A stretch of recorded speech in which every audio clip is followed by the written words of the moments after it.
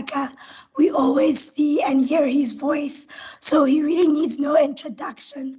But for those of you who do not know Kaya, Kaya is a, sorry, I wrote it down. He's a previous APC marker, and he has previously researched candidates' shortcomings. In other words, why are candidates not doing well? So for his topic today, amply put, he will be discussing lessons from previous sittings. So Kaya, I'll hand over to you. You do have 20 minutes. I'll just alert you when you have 5 minutes left. Thank you. All right, thank you and good morning to everyone.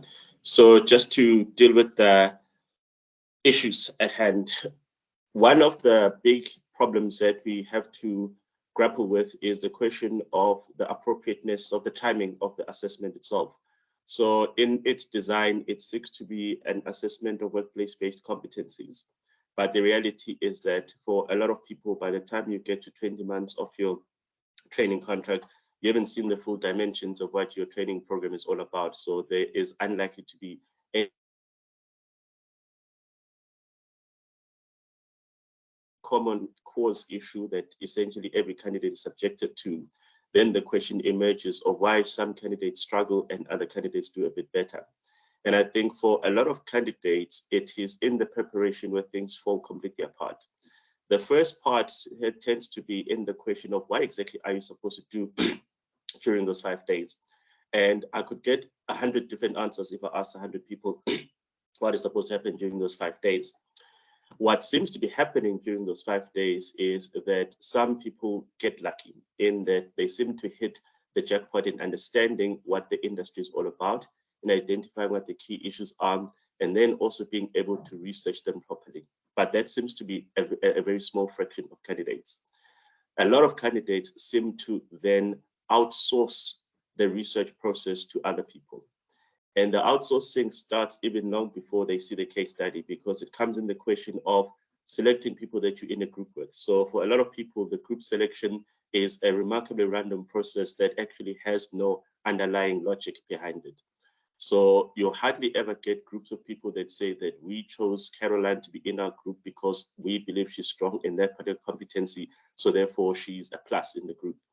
Far too many groups are social networks that simply say, let's write the exam together rather than intellectually connected affiliations. And that causes problems in instances where a group then suffers what we refer to as an intellectual ceiling.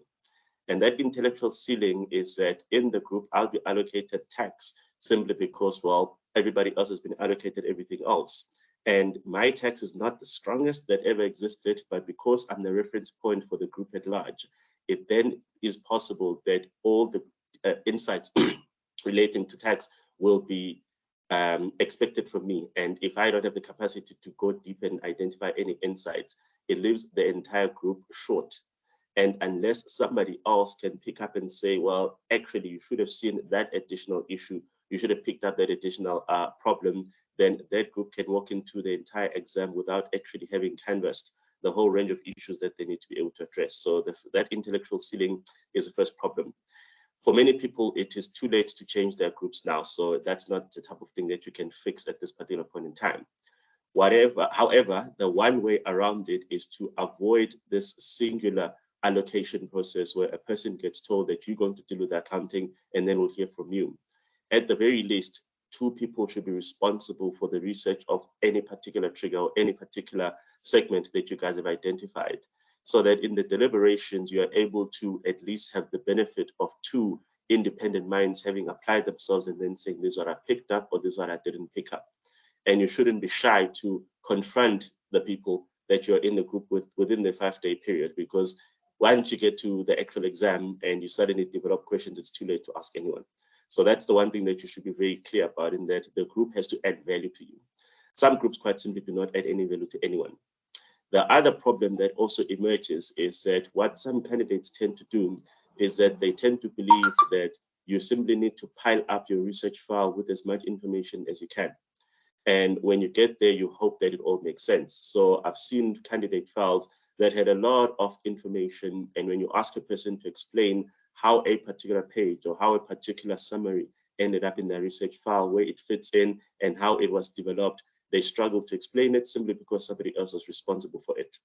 It is those same candidates that when they get to the exam, they get through what Caroline was referring to earlier, in that they retreat. So on the date of the assessment, we see what we refer to as an intellectual retreat, where people simply say, look, I have no idea what is going on here, but I do remember that 5 days ago in the pre-release, this was said. So therefore, because the pre-release is the only thing that you regard as a foundation, you then start replicating that and hope that the markers are going to like it. And it's always very clear to markers that, well, clearly this is a replication or a repetition of what was in the pre-release. There is no synthesis of what is happening on the day of the information. And of course, the assessment is really about who shows up on the day. It's not about who saw what 5 days ago. So if you start retreating intellectually and simply say, I'm not going to confront the issues today, but I'm going to dump the information from 5 days ago, every marker is able to pick it up because they can clearly see that there is no application of the information that has just been provided to you at the point in time when decisions have been made. The other form of intellectual retreat that we see is people just refuse to make decisions. People just refuse to reach a conclusion. People just aren't able to say decisively that, having looked at what was provided to me, having applied what I understand about these issues, and having researched some of these issues, this is what I'm saying about it. So a lot of people think that a proxy for competence is just information sharing and information dumping. In a workplace, you do not leave your boss hanging. Ini anakho apply. So But how in do the name, they allow you to? hey, Munesi gonna get free. Sorry, may you please mute our mics? Thank you. One day somebody will scream out their bank account number, so that's why I always listen in. So the other point that I was raising is that in that form of intellectual retreat, you see a lot of candidates then simply refusing to offer a particular conclusion. And the baseline or the litmus test here is that if your boss had said to you 5 days ago, go and find out for me what the latest development in accounting standards is, and you simply go and say 5 days later, oh, that's the link to the new accounting standards, that is not a sign of competence.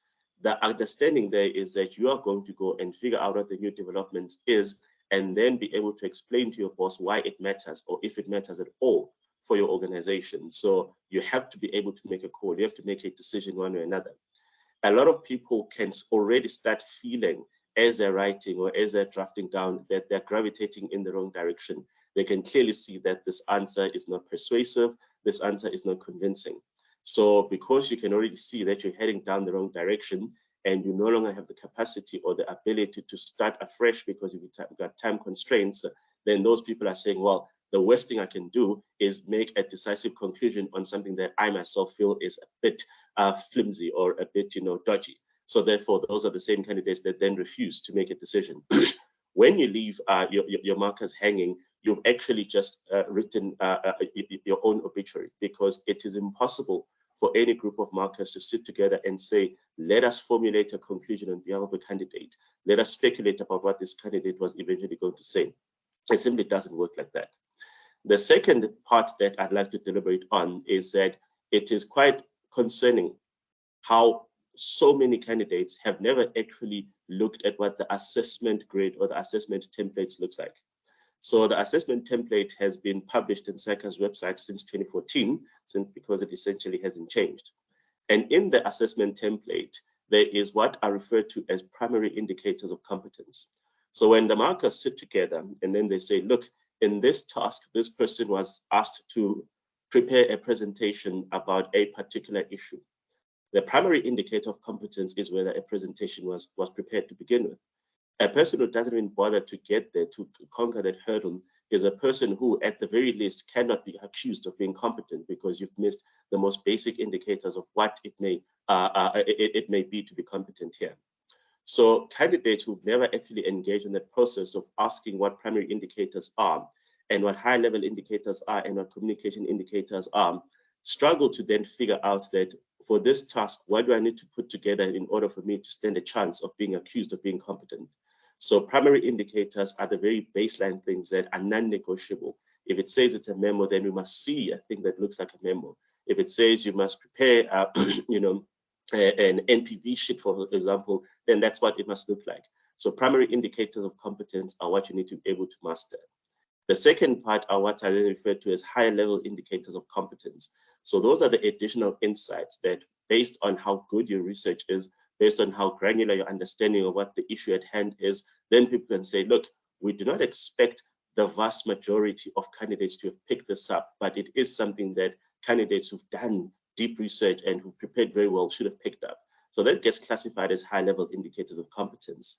You are not going to fail because you didn't find the high-level indicators of competence. That's why they're classified separately.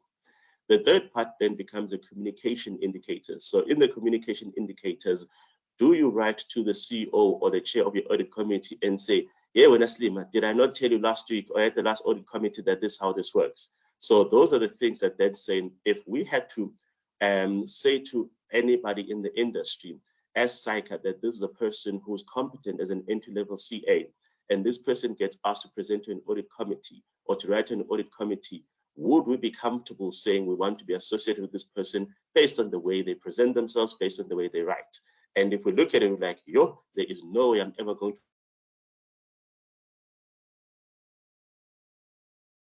to do work with this person, then that means that your communication indicators are equally poor. A lot of candidates have obviously mastered that hurdle. So I don't think a lot of candidates have ever failed because communication indicators are the problem. But there have been instances where the communication is just so problematic and so dodgy, it leaves a lot of questions. Then there are also problematic statements that you see in a way a candidate addresses an issue. So in the UJ assessment in this year, for example, I think the final assessment, there were a couple of issues raised relating to tweets that had been put together by a person working for a company that was in the case study. And then we were asked to provide insights onto how the company must respond to those tweets. So a couple of candidates that I worked with said something very exciting to say, yo, this person must be fired.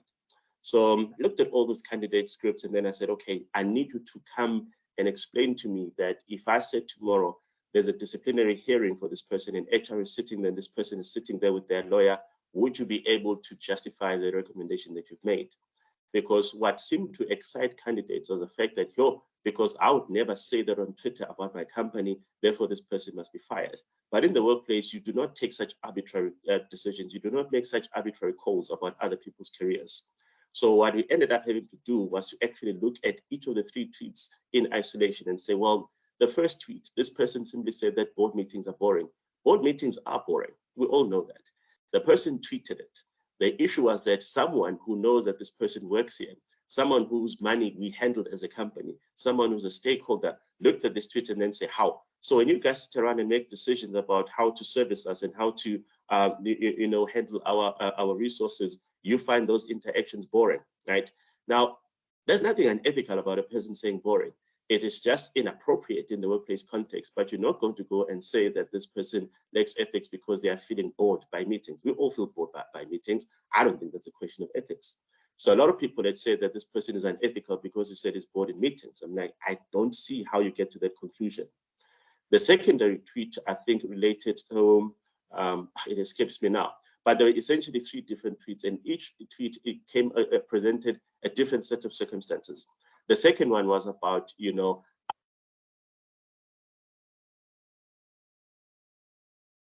burdens and all of that stuff. Well, quite interestingly, that sentiment is a sentiment shared by a lot of people. It's a sentiment shared by a lot of CEOs. It's a sentiment that has been articulated to both the ISB and the JSE to say, you guys are bearing us in all these reporting requirements. So these are the things that we wish we could do away with. And the reality is that people say that. Does a person get fired on the basis that they've said that? I'm not particularly convinced, because the question here was, well, when this person said that, the question of where they said it and how they said it is the bigger issue. Will you get away with firing someone who simply said that I find IFRS requirements burdensome? I'm not sure you get away with that in the South African context.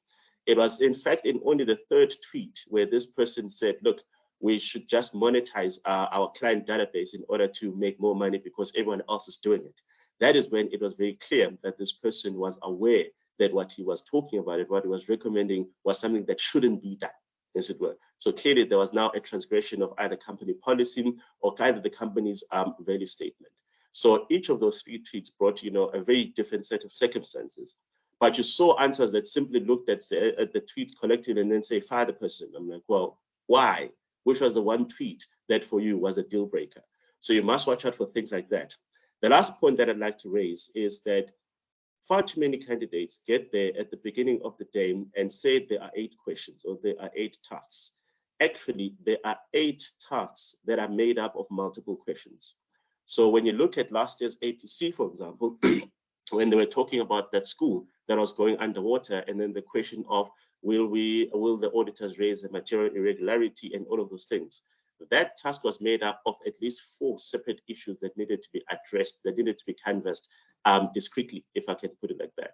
So candidates who simply then provide one paragraph for each task without actually synthesizing what the key expectations were, what the different issues that were being requested of them are candidates that are not going to be competent, because then one of the things that if I was marking, I'd say, okay, for this particular task, there were these 3 or 4 very clear demands. There were these 3 or 4 very clear questions that somebody had to address here.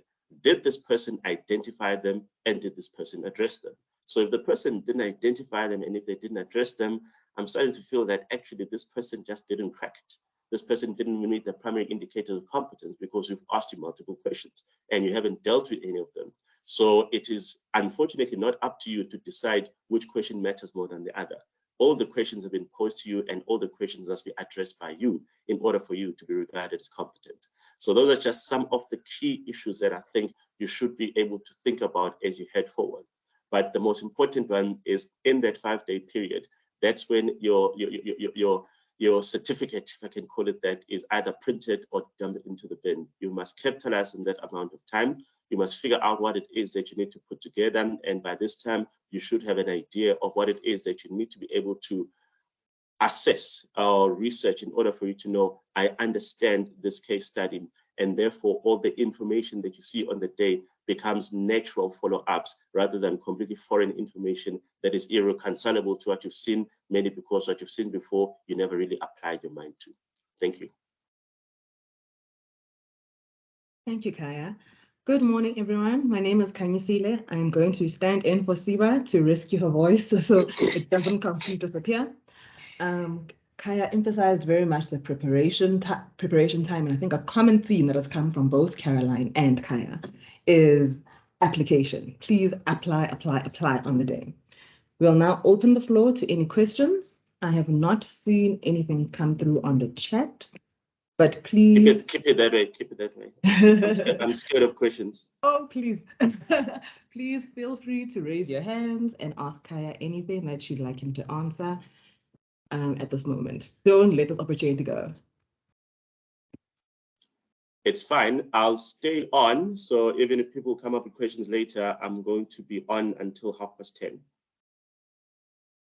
So you can move on to the next speaker. But if somebody comes up with an idea later on, just let me know. I'm trying to run away, so why are you saying hi, Kai? Okay, cool. Yes, ask. Let's go. I actually had a question in the Q&A, but I think Siba can't see from her side. That's fine. I heard you speaking about the assessment grading template name for APC. Do you, because I just had a look on the APC on the SAICA website now and I can't find it. Do you perhaps know where one can actually get hold of this?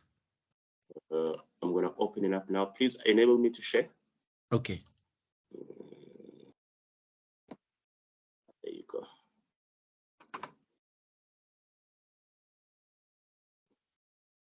Okay.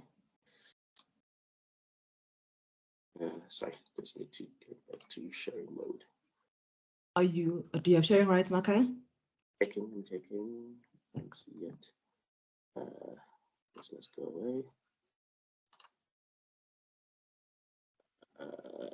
Okay. Let's see. Where do we even find this thing? Oh, there you go. Share tray, screen share. This window. There you go. Can you see my screen? Yes. Okay. So I'll just take you through one line. So for example, here, what this screen says is that a primary indicator of competence is basically identifying what on earth the technical issue is, okay? Is it an accounting question? Is it an auditing question? So obviously that's non-negotiable. You can't pretend that it's a finance question when it was clearly an auditing question, because you'd have to do extraordinary things to get yourself there. So that is firstly identifying what the key underlying technical issue is, okay? And then anecdotally we would say that, look, a person who has not displayed competence is a person who exhibits fundamental misconceptions about what the issue is. Little evidence of knowledge is being displayed. So you're telling us that you've never heard of share-based payments. You're telling us that you've never heard of goodwill and things like that. The knowledge is displayed without clear application. So you're basically just dumping accounting standards without actually telling us where it all fits in. And the technical skills are demonstrated to a rather limited extent. So of course you can see that it's it's a tax computation, or maybe a critique of some audit work plan. But it looks like you also yourself are wondering what's going on. So that is in a case where we would say this candidate has simply not displayed competence. On the other side, a candidate who displays competence in a task is the one that displays relevant technical knowledge at an appropriate level within the context of the case study scenario and required. So you see, this is the type of sentence that I was warning you about. This sentence actually has 5 discrete issues here. The first one is the technical knowledge. Did you know that it was a tax task? Once you figured out that it was a tax task, did you then identify the right section in the Tax Act? So those are the 2 issues here. And then the question is appropriate level. Did it feel like I was reading a second-year undergraduate paper rather than a CA saying, look, I know you're going to the audit committee tomorrow. This is the memo I've prepared for you. So appropriate level is quite important. But quite interestingly, the case study is what you're applying it to. So we said it must be in the context of the case study, applying both or referring to both the scenario and the required. So you know what the scenario is, but not everything in the scenario has to be part of this particular task. We then have to say the required actually said you must deal with 1, 2, 3. Why are you telling me about all 10 issues when I've specifically said, look, I've resolved the other 7, I'm struggling with 3. So that's essentially how the thinking of the marking process is formulated. Then when we talk about personal attributes, managing time effectively. So back in the days, the way I used to look at this was to say, well, the one clear exhibit of whether a person managed their time effectively is whether they completed the tasks or not. So when you haven't started a task at all, the view is that you simply must fail because, well, clearly you've missed that particular attribute. So that is what you would have to then apply your mind to, which is why we always say you must attempt all the tasks. The next one is the question of the professional skills, because this is still an assessment of professional competence. So the question was, well, did you actually go and find information relating to what this industry is about? Do you understand what the world of business is about? And did you actually research anything? And you can see this from the issues that, from the way in which you then answer your assessment. So if you missed all the triggers, clearly you're not competent. So you have not displayed competent. And if there's insufficient information that you've collected or researched, and you use Wikipedia, like the Public Protector report of many years ago, I'm going to fail you because I'd be like, that's not the way things ought to work. On the other side, a person who displays competence is one who correctly identifies most of the triggers. I'm not asking for 100% score here. I need you to be able to identify the key issues. And then thereafter obtain sufficient information and undertook the appropriate research. So some triggers are very explicit. They will tell you, go and find out how much Kaya got paid last year so that you can be able to see whether it's been disclosed properly in terms of whatever accounting, reporting framework needs to be done. So did you get that information? And then did you research whether in terms of, I don't know, what's that related party standard, whether this has been, applied properly in relation to what you've been given. So things like that, okay? Identification and prioritization of issues. This is linked to what I mentioned earlier on in that I've told you of the 10 issues, I'm happy with 7, tell me about the 3. So when you then start dumping the other 7 because, well, you researched the 7 that I've now told you that I'm happy with, I can clearly see here that you're not longer identifying my issues. You're simply trying to show off and exhibit what you did for the 5 days instead of dealing with what I'm asking you to deal with today. If you fail to... Just in the interest of time, I'm watching my clock. Can we be a little bit briefer on this particular question? Okay. Oh, I think there's still one question. Okay, no, I'm going to stop. I'll just say this to everyone.